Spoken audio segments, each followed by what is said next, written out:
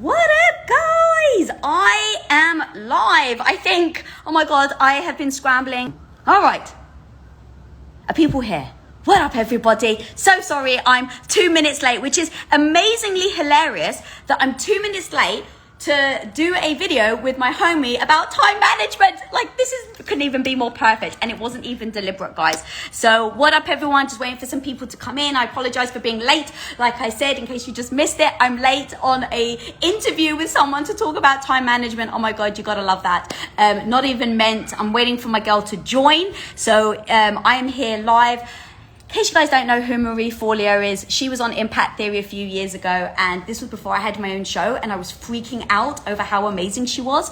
And so when I started my show, I was like, all right, gotta have Marie on. I've been stalking this woman for years, so you know, she still hasn't come on my main show.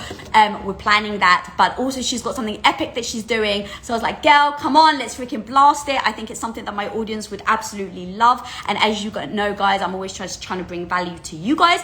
And so this whole time management thing, as you can see, is something I actually struggle with. So she's going to come on and she's going to help. All right, what up, girl? Come on, Bilyeu. Hello, everyone. All right, I'm going to read some messages while we wait for her to join. And Marie, come on, Marie. Come on, Marie. Yes. Come on, Lisa. What up, my homie? Oh my goodness. I have to say, first of all, thank you so much for having me on. And I was watching and I was listening to you and I was like, this is just going to be so fun before we do your official show in a little bit. My goodness. Hell yeah, girl. Well, thank you so much for coming on. I'm trying to figure out my headset, and I don't know if you saw the beginning. I was like, of course I'm freaking late. So I'm like, I'm sure my girl Marie's going to have some things to say about that. No, are you kidding me? This is totally why we're talking about this, because one of the things I think there's a lot of trends happening right now and things that we need to pay attention to as human beings, as entrepreneurs, as creatives. And, you know, first of all, so 3 trends. One of them is, I feel like, a stacking of crises, right? It almost feels like a tiramisu of stress. So from the political standpoint, from a global pandemic, from a climate standpoint, like there is just so much that keeps stacking upon itself. And that creates a lot of stress. That creates a lot of anxiety. That creates a lot of sense of overwhelm in a global sense. And as you know this, Lisa, we human beings, we're so intuitive. We're social animals. We're connected to one another. And if you're connected to people via media, if you're watching the news, if you're just paying attention on social, if you're reading anything, you tap into that feeling of, oh my gosh, there's a lot that's going on and it just doesn't stop. It's been a few years like this. So that's one piece of the puzzle, right? And then the other trend, I think, on a personal scale is I have never felt, and I don't know how you used to hear your perspective, so many people are personally overwhelmed and burnt out. Folks that are smart, they're hardworking, some of them are organized, some are less organized, doesn't matter, but they're earnest people trying to do their best, and they feel like they're drowning and they can't keep up. No matter what they try, no matter what approaches they're trying, they're approaching a level of burnout and exhaustion I don't think that we've ever seen in modern society. And people don't know how to deal. So that's kind of the second trend, the second component. That's been happening for years now, and it feels like, again, with the first component, it's coming to a head. And then the third piece of the puzzle, and this is actually interesting, and I really want to hear your feelings about this. You know, you and I, we have a lot of shared DNA in that I think we're tough, right? We have a certain grit to us. We have a certain, let's bear down, let's get it done. I know you're super passionate about fitness, as am I. So we have this ability in us to just like grit our teeth and make it through. That said, there's a time and place for it. And I feel like coming into the mainstream is a pushback against 24/7 hustle culture. Mm-hmm. Finally coming a backlash, right? Recognizing that we're not computers. We are not meant to be on 24/7, 365 for decades and decades on end. That creates disease. I mean, 90% of all disease is either caused by or exacerbated by stress. People's bodies are breaking down. Their relationships are breaking down. Their mental and emotional well-being is breaking down. So I've been feeling this for a while. Can I just add, Marie, one thing there where you were saying, hon, like, we went away together a few weeks ago, and we were surrounded by a lot of incredible women. And I don't know if you've noticed, and I don't know if you've noticed this outside that circle as well, is the amount of women that are freaking badasses that I admire and I respect. When I talk to them, especially the women that want to have kids, have all found it difficult to have children. There's no it's not coincidence. It's Right. not coincidence that all the entrepreneurial females I know have problems having babies. Yep. Yep. And I know you and I are unique in that regard. Like, you know, my choice has never been to have biological kids. I have a grown stepson. He is amazing. I love him. But my particular choice has been clear. And there are a lot of friends that I know, some of my best friends who aren't even entrepreneurs. They're creatives, they're in entertainment, they're in different industries, but have gone through absolute hell trying to have babies and get pregnant. And then we've had very private conversations about, well, how do I manage all this? I'm the breadwinner of my family. I'm the one that's taking care of everyone and everything, including the bills. And they're passionate about their careers and just feeling like, I can't do this anymore. I'm going to fall apart. And so I was noticing that in my own self. I was noticing that in my team. I was noticing that just kind of out and about. And Lisa, earlier this year, I was like, God, is this just me? Like, is this just what I'm going through? You know, we talked about this a little bit on our trip together. Last year, I had to have this emergency hysterectomy because we discovered this enormous tumor that was growing outside of my uterus that we had no idea that was there. Anywho, I sent out a survey to our audience, and within 3 days, the survey was all about time and productivity. Like, how are you feeling? What's holding you back from living the life that you really want to live? Are you having trouble reaching some of your most important dreams and goals, whether they're around business or around personal or any combination thereof? And Lisa, we were blown away. Within 3 days, we had over 7,000 very full, comprehensive, I'm not talking one-word answers. I'm talking people poured their hearts out to us about how utterly devastated, overwhelmed, burned out, at the edge of the rope they were feeling. And I was like, I need to help. You know, I'm wired to want to solve problems. I'm wired to want to support and to introduce something new. And I've been playing with a new paradigm for a long time. And then 2020 happened and kind of put all of my plans on ice. And then when 2021 came around and I did this question asking and did this research with my audience and got that overwhelming a response, I was like, I need to do this. Like, I need to put this down now. Because, you know, it's like, in the world that we're in, we are, and this is not my quote, someone else said this, but this is the essence of it. We are drowning in information, but we're starving for wisdom. Drowning in nonstop incoming, right? Drowning in emails and potential things we can learn and expectations and demands and obligations and places to go and places to show up and ways to serve. But it feels like we are all so very much starving for wisdom on, wait, what is this all for? Whose idea of success am I trying to live up to anyway? When is enough enough? How do I start to create some real boundaries in all areas of my life and make sure that what I'm going after is actually important to me, and I'm not chasing someone else's dream because I saw them achieve something on Instagram, or I saw them go hit this New York Times bestseller list, or I saw them reach this financial goal, and I feel like I should want that too because society has shoved this idea of success down our throats, and I should be hustling 24/7, and if I take a break, I must be lazy. I must not want it bad enough. I must not be that committed. And that is such bullshit.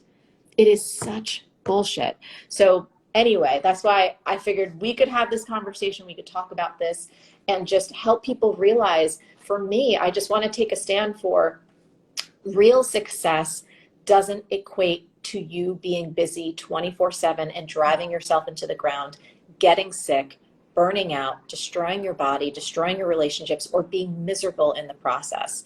And so one of the things I've created this year is something called Time Genius, which we can talk more about in a few minutes, but it's my answer to help people through science and through wisdom to really reject the culture of nonstop busyness and to start to disown your relationship with overwhelm on a very real and significant basis, where that's not the space that you allow yourself to operate in anymore. It becomes like a new standard in your life where it's like, nope, I don't do that. Like, it's not something that I do. I've often made this joke with my team. It's like if somebody asked me like, hey, Marie, I really don't like your neighbors. Like, you should go murder them. I'd be like, what? Like, that's crazy. Like, I don't do murder. Like, that is not a part. Do you know what I mean? That's not happening. And I want to make it so that overwhelm and existing in this state of constant exhaustion is as abhorrent as that. You're like overwhelmed. You're like, oh, I don't do that. That is not on my menu. That is not available in this lifestyle. It's not something I do. How much of that is like tied to identity, right? Because when I was starting to build Quest, I didn't have a clue what I was doing. So I was completely insecure.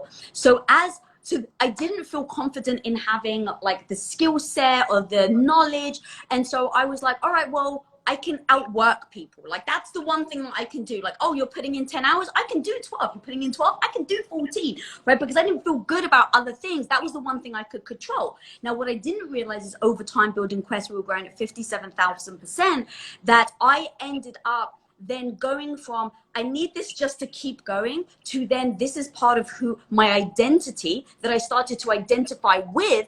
And now I felt very insecure to back off because I was like, now does that mean that I'm not showing up for people? Does that mean that I'm not as excited? Are people going to look at me like, oh, do you remember when Lisa used to do this? Right? It's almost all external validation of my own identity. Yes. And so I thought I had to grind. And as you know, I've had 4 or 5 years of utter health disasters and gut issues because I burnt myself out so much. And so when we started talking about this and you telling me what you were doing, and just you are, and I don't know how many people know this, so I just want to say it from the outside, you are really, you are the person that you practice what you preach. Like, the reason why I've been trying, people know, I just said at the beginning, I've been trying to get you on for 3 years. And the reason why we haven't managed to do it is because we want to do it in person, and because you've got certain things that you make sure that you're focusing on and that you don't burn out. And I so respect that as your friend and as someone who just freaking admires you, that you can say, hey, I want to achieve this, and now I'm going to live in accordance to it. And that's when I'm like, go, not only do you do it yourself, you've now got like a whole course that you're doing. So, and it's something that I definitely still struggle with. So I assume my audience, resonates with that as well. So talk to me about now what you've done and the course and how people can think about it and the webinar you're doing and all that good stuff. Yeah, I also just want to really go back because you said it really fast and it was so important and it's so brilliant, Lisa, and I want to underscore it for the audience.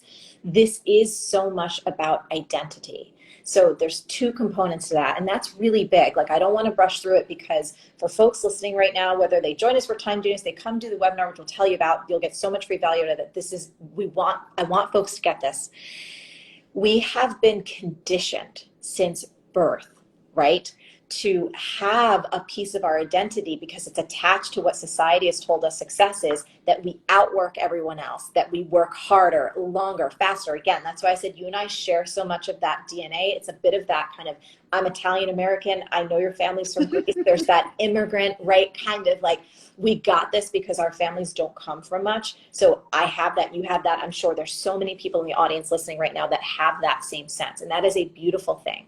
However, when it goes too far, and when we're in this culture right now that glamorizes and equates, right, constant busyness, pushing yourself, 24/7 hustle with this epitome of success, that's where it starts breaking down. So we have to be courageous enough to lead the way to a different path for success that is rooted in wisdom and honestly science, like good old-fashioned science about our body's need for rest, about understanding where creativity actually comes from. And it's not from burning yourself out. It's actually when you have space and when your mind can daydream and when you're not staring at a screen 24/7, when you're fueling your body, when there is joy and wonder and play and all of these different elements that I don't think that we have prioritized enough in our culture.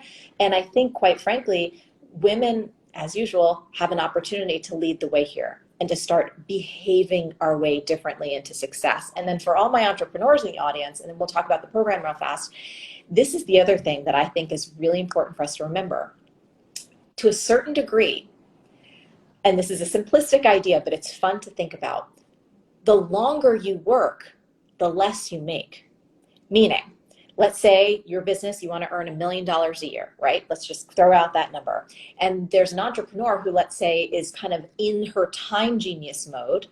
And so she recognizes that working 10 to 12 to 16-hour days not only is as dangerous for her from a scientific perspective as smoking a pack of cigarettes a day, but she also recognizes that her body starts to fail. She's not as joyful. She starts losing her passion. She starts wondering, why the hell am I doing this anyway? This is no fun. And she's earning less per hour, right? Versus a time genius entrepreneur who says, you know what? I can get all my most important work done in 4 to 5 hours a day. Really focused 4 to 5 hours of work, and then I'm going for a hike, then I'm going to go see some friends, then I might work on my dance or my art, or doing something that really brings me joy. And all of a sudden, if you break down how much she makes per hour versus the one who's working 4 to 5 hours a day and earning $1 million a year versus one that's working 10 to 12 hours a day, it's a completely different scale. So at a certain point, the more hours you work, you're actually getting diminishing returns, not just in a financial sense, but in a cognitive sense, an emotional sense, and kind of those domino spillover negative impacts that overwork has on every area of your life. So just needed to say that. I love that. And then one thing I want to add is just know yourself. Because for instance, my husband, Tom, he loves working 14 hours a day. He doesn't get burnt out. He finds so much passion, Yes. so much drive, so much energy from how hard he works. Yes. And I used to think that in order for me to be an equal partner and bring equal value, I had to do equal amount of hours. And then I started to realize, no, I burn out. Exactly what you said, girl. I go from, oh my God, I got these 6 hours, I freaking crushed it. Oh my God, these 8 hours, I'm on fire. And then 9, 10, 11, and I'm like, ah. And I totally dip in effectiveness. But Tom doesn't. And so I just had to say what works for me, not to feel guilty or shame or embarrassment or comparison, and just remind myself I'm here to be an equal partner, but that means I have to show up as my best self. What does that mean for me? Once I started to shift things, I was way more effective. And so now I've worked with Tom to say, hey, I'm just switching off work. You keep going, but I'm done. And knowing that about yourself so that you can do exactly what you just said. That's right. That's part of being a time genius, right? That's understanding your own capacity. That's understanding your own DNA. That's understanding how you work best. Just like each of us has such unique bodies, and some things that might fuel you nutritionally wouldn't be a great match for me, and vice versa. Right. It's that same thing. And so being a time genius is really about understanding this new paradigm about time that I'm calling the world of time stress, which is 24/7 hustle culture, burning yourself out, pushing beyond effectiveness, versus being a time genius, which is where you do understand how you operate best, that you understand you don't have to live up to society's ideas or anyone's ideas. It's about, well, what is most important to you? So Time Genius is a program that helps people become joyfully productive. Keyword, joyfully. And the productive piece is making meaningful progress on the goals, the experiences, and the projects that are most important to you at this stage and season of your life. That's another key piece of it, because oftentimes we're trying to shove everything into this moment, either how we've done things in the past, when you're talking about, oh my goodness, when we were building Quest, right? This is kind of what it looked like, but you're not the same woman as you were when that was happening. And you're not going to be the same woman as you will be in a few years. So how do we stop getting locked into these rigid notions and say, oh, what's most important to me at this particular season and stage of my life? And I think, right, one of the things that you're working on right now is your book.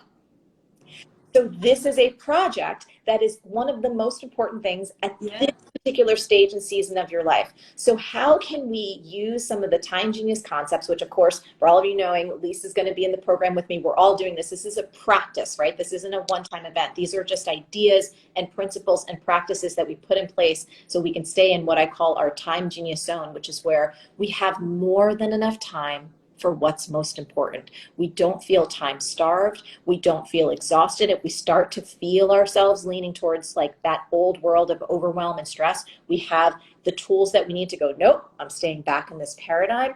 We know how to set up our days so that we're not overstuffing them. We understand how to put ourselves in a flow zone so we're not having distractions come and take us off track 24/7. Or I need that one, girl. Yes, there's an indistractable test list. It's an indistractable checklist that's included with the program. I actually, Lisa, I'm genuinely excited to work with you in the program. And I know that you're like, holy shit, I don't have enough time as it is. One of the things that's cool about Time Genius is I'm a no fluff kind of person. So when I create programs, I'm making them as condensed as they possibly can be to get the ideas, the transformation across as quickly as possible so that you have a long-term transformation. So we'll do that together. That's amazing because here's the thing. I joked as I was texting it to you, but I'm like, I don't have the time to take the Time Genius. And I'm like, but this is the problem, right? Is that everyone says, but I don't have time to do that. Yes. But I understand, even as I'm saying it, that's the exact problem that I'm keeping my mind trapped in. Yes. In believing that is true. But correct. But finding ways through your course, yeah, I totally get it. Yeah, and we're going to play with that together. And that's one of the fun things that we continue to practice in Time Genius together. Is like changing our complete belief system and our paradigm around time so that you're always in a space of time abundance. That means knowing what's important right now so you can blissfully ignore what's not, and just having these beautiful systems and processes in place. They're almost like little bumpers that help keep you in a space where you feel in control, where you're noticing if there's creep coming in, you're like, nope, not going there. That was the old time world. So we'll be It seems like then a lot of it would be like covering boundaries as well, would it? Oh, we have a whole bonus mini course called Blissful Boundaries, because I know, and you know this, and you're so genius at this, Lisa, helping people by giving them scripts for how to say no. If just saying, hell no, or like, fuck that, you know, if that's not appropriate for this particular business situation, giving people scripts so that they can say no clearly, say no with kindness, with compassion. They can preserve that relationship, but they don't have to feel guilty. They don't have to over-explain. We literally have scripts for a gajillion situations. I love that. Yeah, so boundaries is a big piece. The indistractable checklist is a big piece, so that it's almost like we've done research on this where checklists, they sound so basic, but they've actually, when used in the medical community and also used in aviation, can literally drop deaths, prevent tragedies, like 20, 30, 40 scales. And we've created a bunch of these things for people because you want to treat your work time, your creation time, with as much reverence as you would if you were going to lay on an operating table and a surgeon was going to come up. Right? I love that. Yeah. When people say, oh God, I can't remember where I heard it, but someone was like, you know, oh, well, if there's like a 50% like failure rate, it's not a big deal. And it's like, tell that to a pilot. Like, or that's tell exactly that to a brain surgeon. It's like, no, 50% failure wouldn't exist. Like it wouldn't jive with certain professions. So we allow it to be okay in certain places and not okay in others. That's exactly right. So there's all of that. So the course itself is really, really robust, but it's not overwhelming. We specifically designed this intentionally so that people can go through the program at their own pace. You can kind of grab the pieces that you need, but the core course is 5 modules, and I walk people through. It's first the mindset shift. So it's escaping the world of time stress. Module number 2 is all about knowing what's important so you can ignore what's not. Module number 3 is about basically making your success inevitable. How do you show up every single day so that you give yourself the highest chance possible? And we know things happen that are out of control. We know there's like a flood in the bathroom. We know that things break. We know that technology goes down. But how can you make your success as inevitable as possible? Then we talk about module 4, how to get things done joyfully. So this is about joyful execution, because you know you can grit and bear it all day long. You get through and you're like, oh, I'm exhausted, right? Or you can get a lot done and at the end of your day feel like, wow, I actually kicked serious butt. I still feel good. Like I can go make dinner or go for a date with my girlfriend or go do whatever and not feel that level of like, you're just going to be a pancake on the floor. And then module 5 is all about how to keep it going over the long haul, because we've discovered through our research that one of the biggest challenges is people get really excited. We all do. We get really motivated and we're good for like 2 weeks. and then we fall off the wagon. So scientifically, I want to give people very simple tools that actually create consistency, because that's one of the biggest failures that we found in our research. So that's the core program. And then again, there's I live coach with people every day. It's gonna be awesome. That's so amazing. Where can people find it then? So if you go to jointimegenius.com, you can learn more about it. Oh my gosh, I also saw someone, I just saw in the comments, I need to say this too, I forgot about this. So we have a lot of parents obviously in our audience, and I know that because I don't have a gajillion little ones at home, that is a very challenging time. It is a really hard time to navigate, especially mostly for women who are running the business and running the household. We have an entire course called Time Genius for Parents with a parenting expert who teaches at Google. She has 5 young children. She runs a multiple 6-figure business, and she is a guru when it comes to embodying the Time Genius philosophy and helping parents of young ones be able to find more time in a way that's really joyful and that honors their family obligations too. So that's included. Wow, that's amazing. It's awesome. But when you go to timegenius.com, this is the thing that's fun for everybody, is we're doing a free masterclass this week about the 3 toxic lies that keep you overwhelmed, overstretched, and under earning, and how to break free starting now. So when you go to join timegenius.com, you can sign up for the free class. You will get so much value. It will help you start to dismantle the connection that if you feel like, yeah, I've been kind of fed a bunch of lies with hustle culture, and I think I believe most of them, and I want to start to get out of it. Please take the masterclass, because it will give you concrete tools, and you'll start to see how to unwire some of the lies that you might believe, like Lisa was telling herself, like I've told myself, right? When you were saying, well, if I don't keep working all of these hours, am I not showing up in the way that I used to? Are people going to think I'm slacking? Am I not hungry enough? Like all of those things. Again, I believe that too. But come to jointimegenius.com. Come take the free training. You will get yourself on the path to extricating from the world of time stress, and just give yourself a much better chance at getting done what is most important for you in a way that's joyful and sane and sustainable. Because where we're going now, it doesn't feel sustainable to me on any level. And if we take a look around, right, it's like we're not being sustainable personally, and that is mirrored out in the planet around us. It's like things are crashing and burning out, just like we are crashing and burning out. And until we start to flip that in here, we're not going to have any chance of changing it collectively. Yeah. Jeez, girl. I so love that you've done this course, and that was one, like, it was like, oh my God, not only have you done all this stuff and all this research and the science, because I freaking love the science as well, like the science behind it, and you're just like offering all this shit for free. I was like, oh my God, like we got to blast this.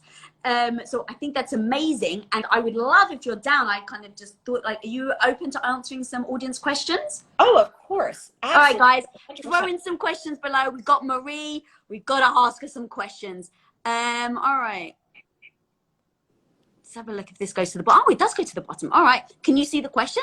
Yes. What's one thing we can implement today to reduce overwhelm? P.S. So excited to see you at Funnel Hackers Live. I'm so sorry, guys. Shit, now I'm going to derail the conversation for a second. No, but due to my health, which I actually just mentioned, I'm very tense about COVID and being in a big open space with the Delta variant and the precautions that are being done, that I'm not going to be at Funnel Hackers. I had to back out only because of my health. And this is one of those, like, it's not necessarily about the time, but about making decisions, about disappointing other people, about trying to please everyone. Like I honestly was like tearing myself apart, that I was like, I can't risk my health. And that was very difficult for me, because we're all people pleasers and things like that. So not to derail, but no, it isn't derailing though, Lisa. I actually think this is perfect, because that is part of a time genius move, right? An old paradigm, you or someone may have been, felt so pressured to succeed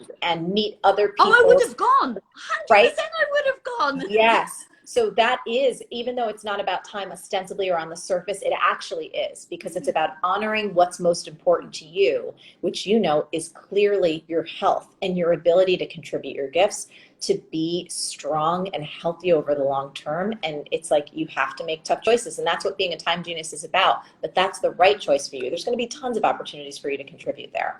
So in terms of one thing we can do to reduce overwhelm, I think step number one is bringing awareness to how often you say to yourself, I'm overwhelmed. I'm overwhelmed. Oh my goodness, I'm so overwhelmed. Look at how overwhelmed I am. I'm so overwhelmed today. I have so much to do.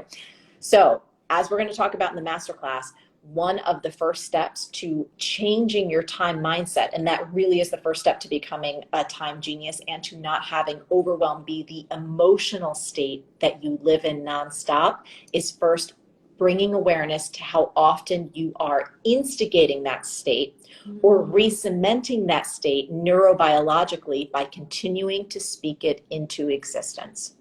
So pay attention, notice it, observe it. Don't beat yourself up because you keep just, oh, wow, look at that. I said to my partner, God, I'm so overwhelmed. I have so much to do today. Or I said to my colleague, oh my goodness, I'm so overwhelmed. I can't take on one more thing. So start to notice that, journal about it, and see if that's really what you want to continue to speak into existence. Can I ask you a bit about that then? Yes. So if you're doing that, would you then write how it makes you feel? And the reason why I ask is I used to almost say things like that out of pride. I've got so much on, right? Like I'm running around like a headless chicken, but almost like out of pride, like, yeah, I'm that busy. Yes. Would you do that with the overwhelm? Like, because as you were saying how people would say it, part of me was like, oh, you're kind of saying it out of pride. Yes. And out of habit. There's habit, a sense of unconscious habit because everyone else has said it. You've said it for so long. For me personally, that was the state I used to live in. Like Josh would be like, how's it going? I'd be like, oh my God, it's great. I'm so overwhelmed. Like it just happened. And one of the things, and I'm going to give people, this will change your life if you totally get it. Here's one of the things that I want you to stop saying. And this is one of the things that's actually connected to science. Start a new mantra. I don't do overwhelm. I don't do overwhelm. Like if you hear yourself say it, it's like, I don't do it. So there's a difference between using language. It's very subtle, but it's very powerful. They've done studies where, let's say, someone was looking to just change their dietary habits, and somebody offered them a piece of chocolate cake. Chocolate cake's amazing, but in this person's instance, they shouldn't be having it right now because they're trying to get off of sugar. And the person says, I can't have cake. Versus someone else who says, I don't eat chocolate cake. Who do you think would be more effective? It's the person that says, I don't eat chocolate cake. Why? The moment you use the word can't, it puts you in a position of a victim, as though someone else is preventing you from having the chocolate cake. The moment you use the word don't in this example, it is a position of empowerment. It is choice. It is you having power and authority over your domain, saying, I don't do that. You can apply the same linguistic trick to overwhelm. And say, I don't do overwhelm, you are making a statement that is not the emotional, mental, cognitive space that you live in. It's just like my funny example of saying, I don't do murder. I don't. So you can ask me to do it. You can invite me into that space. I don't do that. So starting to say this little step, paying attention to the awareness of how often you say, oh my God, I'm so overwhelmed, I'm so overwhelmed. And then adopting a mantra like, I don't do overwhelm. You start to retrain your brain, both physically, like the physical structure of your brain, and then also your mind, meaning how you believe and how you perceive, so that overwhelm no longer becomes acceptable in your world. Oh my God, I love that so much. I am a huge fan of like the whole linguistics and what you use affects. And here's the thing, going back to what you said, it's all habit. So as a quick example, the other day, so we have like some workers fixing something, not a big deal. But anyway, I was getting frustrated with them because they were making so much noise and they were walking in the house without a mask, which I just had a heart attack. I literally had a freaking heart attack. And so I get very emotional. And so Tom was like, babe, let me handle it. Anytime you need to talk to like these people, like you're going to go out there with emotion, come to me, tell me, and I'll go to them. But don't go to them straight. So I was like, okay, that actually makes sense. So the other day, as a joke, I'm like, Tom won't allow me to talk to them. And I was saying it as a joke, like, oh yeah, I'm not allowed to talk to them. And I literally in that moment stopped myself. And I said, oh, by saying Tom won't allow me, I'm joking. But I'm actually putting myself in an inferior position as if Tom has the control over me. Now, just from a when I think through the next being with my husband for 60, 70, 80, 90 years, well, now it may not seem like a big deal. In 60 years, it may, because I've told myself that so often in so many little moments that now I just, in general, feel inferior around my husband, and I don't know why. Yep. Yep. It's the same exact thing. And so this is just a small thing that you can do to, again, start to break free from this entire culture of overwhelmed, overstretched, overcommitted, under earning that so many people are stuck in because we are swimming in it day in and day out. So it's up to us to lead the way. It's not easy. It doesn't happen overnight, but I will tell you, it does happen. I used to live in overwhelm. I don't at all anymore, really. And if I see myself like tiptoeing toward the edge, I now have the tools and the practices to like back that thing up and be like, nope, not today. That is not. And you really do that. I just want to, I know I said it earlier, but in case people missed it, you actually do that. When I reach out to you and ask you something, you're very articulate, polite, sweet, but very honest about, hey, this isn't my season right now. I'm in book mode or whatever, right? And I so admire that. And I don't think of it as being like, oh, you're lucky. I assume that you put so much time, effort, and energy and practice into getting to that state. Yes. Absolutely. Because I value my relationships. I treasure my relationships so much, and I respect and honor other people's time. And I know that if I'm honest and I'm clear and I'm expressing myself with an open heart, that people will get it. You know, they will absolutely get it. And if they don't, that's about them, not about me. What's that one little shift then that you had to do? So let's say one's sitting at home now saying, I used to be like Marie, or I am now like how Marie used to be, where it's like overwhelmed, burnout, always trying to say yes, and seeing you now and saying, I pick my seasons, I, manage my time. What's that one pivot? And I know you can never just like narrow it down to just one thing, but what's like the one step that you think gets in people's way to go from being where they were to where you are now? So I think it's clarity. Clarity, this is what I discovered. I did so much work on this year and was trying to unpack so much of not only the science, but really going through, now I think it's up to 13,000 survey responses. And wow. Reading through every single one of them, reading through stories, organizing them, putting the data into different buckets. And one of the things that I saw, a pattern that I recognized, was when people are in overwhelm, and for me too, when that starts to happen, or you're like, I don't know what I should be focused on first. I don't know where to put my attention. I don't know what's going to give me the best ROI in terms of actual financial results, impact in terms of the community, joy in terms of fulfillment and how happy I am in doing what I do. It all comes back not to having too many things to do, but a lack of clarity about what's most important at this particular stage and season of your life. And when you don't have that clarity, everything feels important. You say, oh my God, I have 10 different priorities. All of them are equally important. How am I supposed to get this done? And that's what creates this chicken with a head cut off thing. But what we teach you in Time Genius, and I actually have analysis tools that we've created to walk people through this. It's a simplify to amplify audit that we have that will help you really get clear on what truly is most important right now. And right now could be for the next 3 months, 6 months, year, depending on the project or whatever you're going after, whatever you want to experience or create or make a change in your life, so that you are very, very clear on this is what needs to happen first. And then we work on sequencing. There's it's like a whole bunch of great stuff, but that's the one thing. If people are struggling with overwhelm and feeling like a chicken with their head cut off and feeling stretched in a million directions, I can pretty much guarantee that a lack of clarity about what is most important right now is a very, very significant piece of what's causing the challenge. And once we get you clear on that, everything else becomes simple. And then it just becomes about learning how to joyfully execute and putting some new habits in place so that your energy stays high, so that you have the tools and the ability to communicate effectively with those around you, and that you break the pattern of saying yes to too much.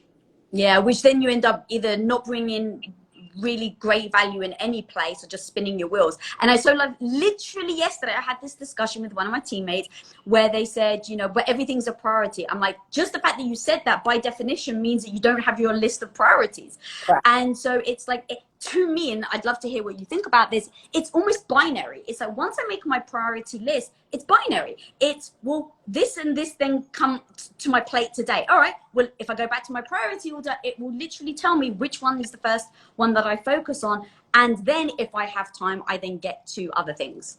Yeah, and this comes back to 100% right. Also not, it's people, we've had this illusion that we can do so much more than we can do, especially at the beginning, and especially if you don't have a huge team. Again, yesterday I was at a particular conference. I was at Traffic and Conversion, and Martha Stewart was speaking. And, you know, Martha, I think she just turned 80. And wow. Yeah, she's badass. And she was talking about all these different projects, like, oh, I've got this new, you know, wine thing launching and my new season of CBD chewies. And, you know, like she's just going down the list of all of these different projects. And I was thinking about this. I was actually thinking about this in the context of Time Genius and going like, Martha, what Martha does now, Martha's not necessarily creating all those things, right? She's done so much work that she can say, that I like, that I don't like, you all go execute. So unless you've got a Martha Stewart sized team behind you, it's like you don't want to strive to be getting those kind of results unless you have the support underneath and you really have a disciplined practice of how you delegate.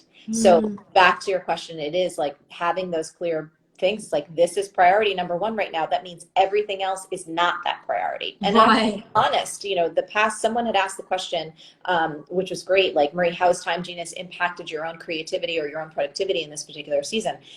I talk about this very frankly and candidly throughout the program. This is how I created this thing. So it's like, it's what allowed me to go, basically writing a new book. That's kind of like what a program is, in the course of 3 months, which is really, really fast, because I was using every single tool that we teach. And I had communicated out to the team. I had switched how we work on the team. I had communicated out with Josh where it was like, this is the number one priority right now. This is how it's going to be structured. This is how it works. This is the time frame. This is the commitment. So it's not forever. It's for like this. And then the moment I got through that heavy creation period, Lisa, I was like, now it's breathing time, right? I'm not going to keep up that pace all the time because that for me is what creates burnout. I need rhythms. I'm a very talented person. I love that. Are you down to answer another question? Yes, absolutely. Let's go. All right, let's do it, guys. All right, so many questions. Like, which one's good? I mean, they're all good. Okay, here we go. What would you tell your former entrepreneurial self to do differently, knowing what you know now?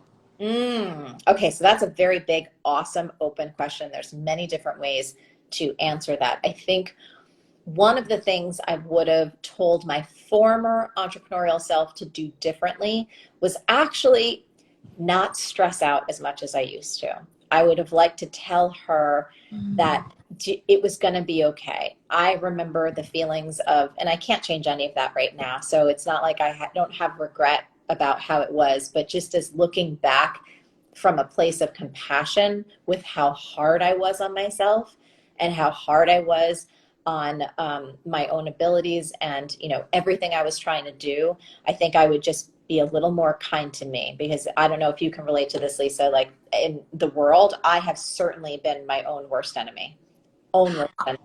I agree, and here's the real honest conversation I want to have with you, because I do battle this, girl. Isn't that part of what made you successful? Like, and I really mean that in the sense of if you didn't stress, if you didn't have that, like, to me, and I really do battle with how I talk about this, because the truth is the anxiety I had in building Quest is exactly what pushed me to not slow down when I didn't believe in myself. It was like, just freaking go, like, you don't know this, figure it out, oh Jesus, right? Like, and that was how it felt internally, and it's a terrible place to live, like, where you're just all the, but that's, I think, exactly what allowed us to grow, and for me to go from being a stay-at-home wife to being where I am now. And so I do worry that in hindsight, like, I don't want the stress. I don't like that I ever spent all those years in utter stress. But at the same time, I can't promise myself that I would still be here today. Yeah, no, it's actually, and what's wonderful about this question is it's somewhat unanswerable. For me, I think in my own experience, there was a certain level of stress that's good, eustress, right? So there's a positive aspect to it where there's pressure and you're reaching a goal and you're striving for something. But I think for me, there is like this whole additional 20% that was not creative, it was destructive.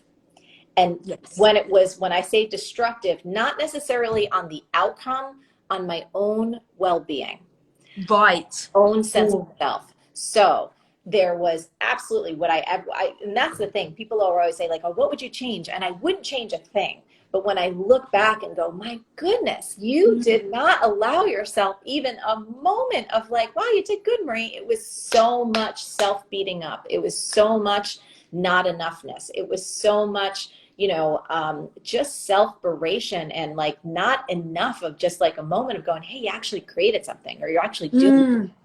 So it's like that top 20% that I think was just unnecessary. It didn't necessarily yield better results or outcomes. It just probably hampered my own happiness.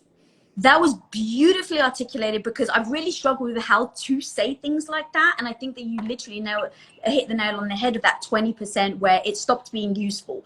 Yes. And it just became completely detrimental and ended you in a downward spiral instead of motivating you. I am so, that is so. Allowing myself just a little, and I'm a girl who has a lot of fun, right? I have a lot of fun. I've always had a lot of fun, but I think there were probably times where I didn't allow myself even a little more space to enjoy because it was like that. I love that.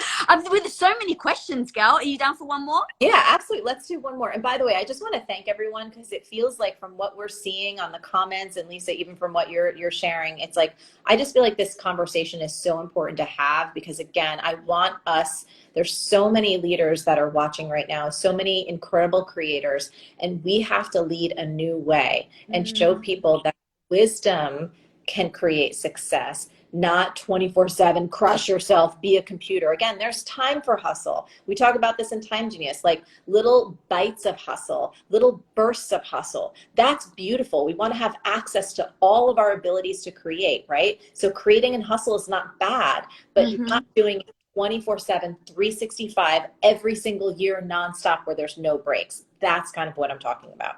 Yeah, and it's just perpetually getting worse. Right. Totally. I'm just trying to find a good question. We've got so many. Right, there we go. How to be less of a procrastinator without harsh discipline? Or in fact, I'm just going to say, do you think I may think you need harsh discipline?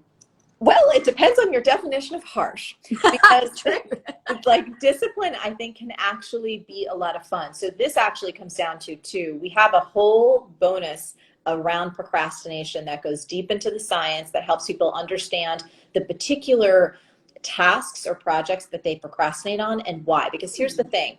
A lot of people, this is again comes back to identity and belief. One of the most powerful shifts you can make is to stop calling yourself a procrastinator. Because I guarantee there are certain aspects of your life that you don't procrastinate on. Like, for example, do you procrastinate going to the bathroom? Probably not. Do you procrastinate when you need to eat?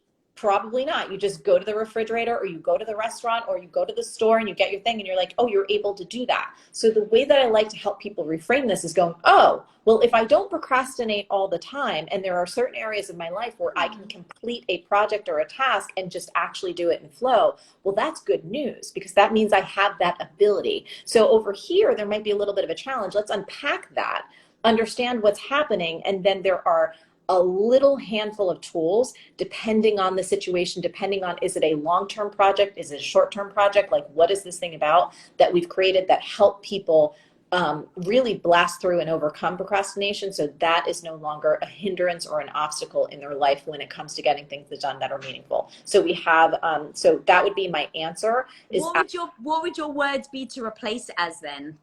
Oh, I'm not a procrastinator. I'm a producer. So producers, and you can be a joyful producer, you can be a badass producer, you can be any, like you can put any adjective in front of that feels like it is a resonant tone to your energy and your kind of ideal desire of who you'd like to create yourself to be next. But for me, when I think about a procrastinator, I think about someone who's dragging their feet, who's like, I'm not going to do it. And it's just like kind of this mess. And it's so much self-harm. You know, one of the things about procrastination, Lisa, is it is a complete disregard for future you, because it's a form of self-harm, if you think about it. If you're not doing what you know would be healthful for you to do now to produce that is necessary in the future, you're kind of using the pleasure of this moment, but you're paying for it in the future, which means you're disregarding your future self and you're creating pain out there. So it's so much disrespect to you. And when you think about a producer and you're like, oh, what does a producer embody? Like they get things done. And what kind of producer do you want to be? So again, there's tools and techniques that will teach you that you can just put into place. But the biggest shift you have to make is here and here. You have to stop identifying as a procrastinator and start embracing a new identity as a producer. Girl, I think having that word is so free. Like, I don't know if you saw the comments, everyone was like blasting. Like, it's so great because like I'm so all about this. Like my mind, no one can see your mind, right? It is literally a black box that is taking in things from your eyes, your ears, and sense, nose and sense. So it's like, what are the things that I'm telling myself? What are the things that I'm doing to shape this into thinking in a certain way? And the word procrastinate makes you feel like you're holding back, like you're not doing something, which then puts you in the negative, right? And then, but the producer is someone that acts, someone that actually does something, someone that creates, which now puts you in the idea of, oh, do I want to produce this?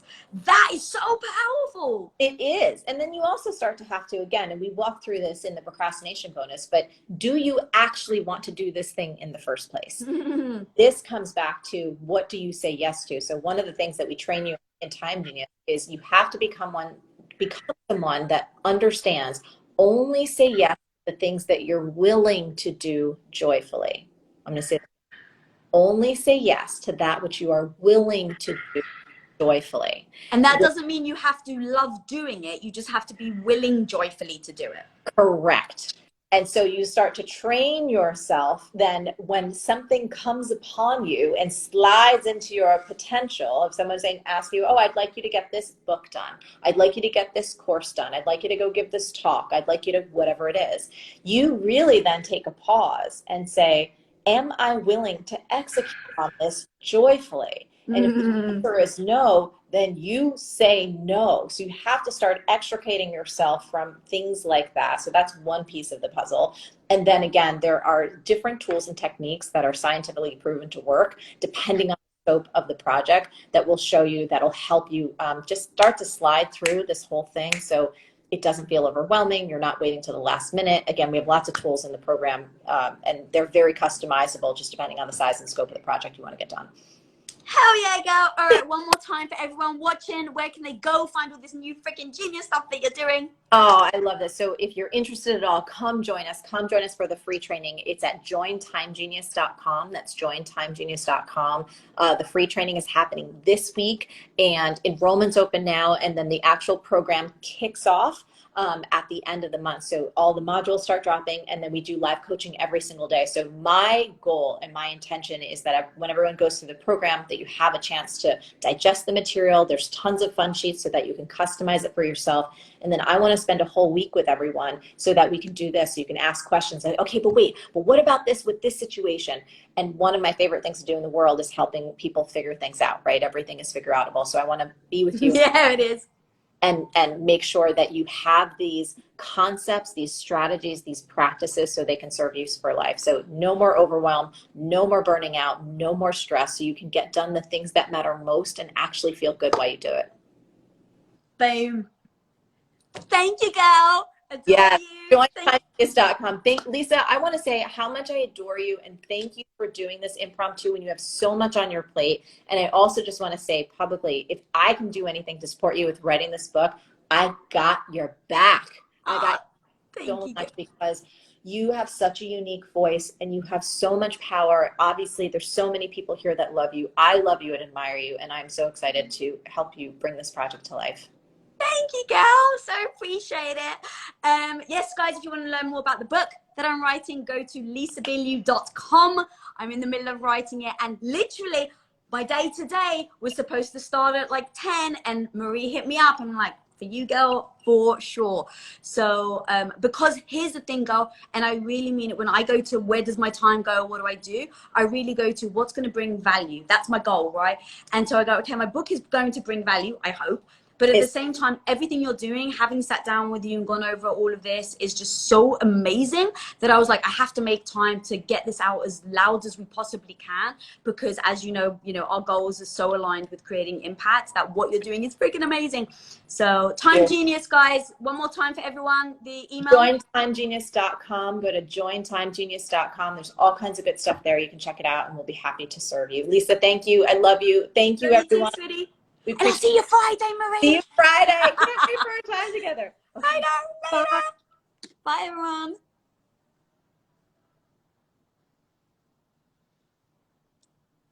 Just trying to end it, people. Still on. I was like, I don't know if I press end or not. And a couple of people are still here, seeing me trying to pass with switching it off. Apparently, you're supposed to save it as well. And my social media manager, she's actually got the day off today. And I didn't want to ask her to work on her day off. So now you've just got me waffling, trying to figure out how to save the video. No, that doesn't work.